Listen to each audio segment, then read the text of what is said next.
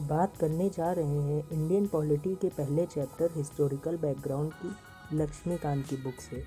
तो शुरू करते हैं। ब्रिटिशर्स भारत में 1600 में ईस्ट इंडिया कंपनी के रूप में व्यापार करने के लिए आए, जिसका अधिकार चार्टर के माध्यम से क्वीन एलिजाबेथ I ने उन्हें दिया था। 1765 में प्लासी और बक्सर के युद्ध के बाद कंपनी के हाथ में बंगाल, बिहार और ओडिशा की दीवानी आ गई।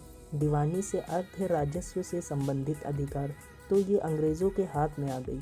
1858 में ब्रिटिश क्राउन ने 1857 के विद्रोह के बाद सारी जिम्मेदारी कंपनी की उठा ली और कंपनी की गतिविधियों पर नियंत्रण करने लगी, और क्राउन का शासन भारत की आज़ादी तक चला। जैसे जैसे भारत आज़ादी की तरफ बढ़ रहा था, वैसे वैसे भारत को संविधान की ज़रूरत महसूस होने लगी। एम.एन. रॉय जैसे लीडर ने इस सोच पर बल दिया और सलाह दी भारत का अपना संविधान बनाने की 1934 में, जिस कारणवश 1946 में भारत में संवैधानिक सभा का गठन हुआ और भारत का संविधान 26 जनवरी 1950 को लागू हुआ। भारत के संविधान और आज की भारत की राज्य व्यवस्था के तार और इसका आधार अंग्रेजी शासन के समय बनाए गए नियमों और कानूनों से जुड़े होने के कारण इन्हें हम यहाँ पर डिस्कस करें।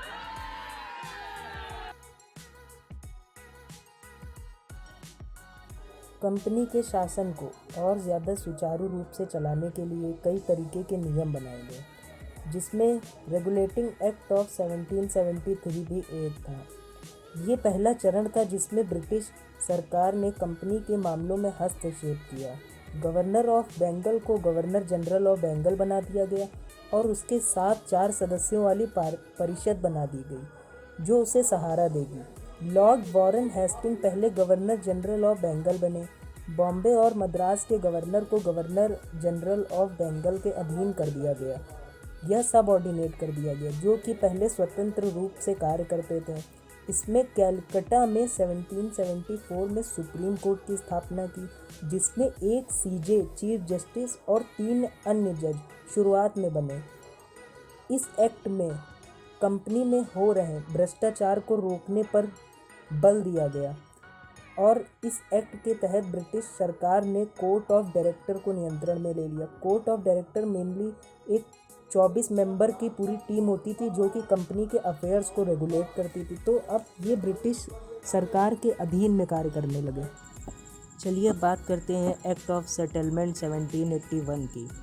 इस नियम को लाने के पीछे मुख्य उद्देश्य सुप्रीम कोर्ट और गवर्नर जनरल ऑफ बंगाल के संबंधों को सुधारना था।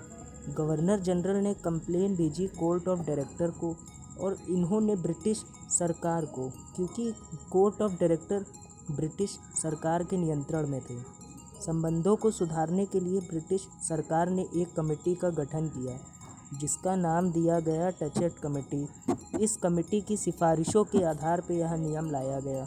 अब सुप्रीम कोर्ट राजस्व के मामलों में हस्तक्षेप नहीं करेगा, और भारतीयों के रीति रिवाजों में भी। इस एक्ट में गवर्नर जनरल और उसकी काउंसिल का पक्ष लिया गया। फिर उसके बाद पिट्स इंडिया एक्ट ऑफ 1784 आया। इसमें एक नई बॉडी बना दी गई, जिसे बोर्ड ऑफ कंट्रोल कहा गया। इसमें 6 मेंबर होते थे और ये पॉलिटिकल फंक्शन देखते थे कंपनी के, और कोर्ट ऑफ डायरेक्टर कंपनी के कॉमर्शियल फंक्शन देखते थे। काउंसिल जो भी गवर्नर जनरल की होती थी, उसमें पहले 4 मेंबर होते थे, और इस एक्ट के तहत इसमें 3 मेंबर कर दिए गए। चलिए बात करते हैं चार्टर एक्ट 1813 की। तो इसे ब्रिटिश पार्लियामेंट ने पास किया, और इसमें कंपनी के चार्टर को 20 वर्षों के लिए रिन्यू कर दिया गया। और अब भारत में कंपनी की मोनोपोली केवल चाय पर होगी, और बाहर चाइना के साथ, मतलब ईस्ट साइड में भारत के साथ केवल चाय पर उसकी मोनोपोली होगी ईस्ट इंडिया कंपनी की, और भारत के बाहर केवल चाइना के साथ व्यापार में। इस एक्ट ने भारत के रेवेन्यू को 3 भागों में विभाजित कर दिया। पहला था कॉमर्शियल ट्रेड, दूसरा था revenue generated from British possession in India, ठीक है, तीसरा है सॉल्टेज। इस नियम ने कंपनी के लिए मैंडेटरी कर दिया कि अब वह 1 लाख रुपए भारत के एजुकेशन सेक्टर में लगाएंगे। पहले कोर्ट केवल भारतीय मैटर देखते थे, पर अब वह यूरोपीय मैटर भी देखेंगे, और कोर्ट को और पावरफुल कर दिया गया। इस एक्ट से क्रिश्चियन मिशनरीज भारत में धर्म का प्रचार करने आने लगे। Charter act 1833। इसमें क्या हुआ कि कंपनी का चार्टर 20 साल के लिए रिन्यू कर दिया गया। गवर्नर जनरल ऑफ बंगाल को अब गवर्नर जनरल ऑफ इंडिया बना दिया गया।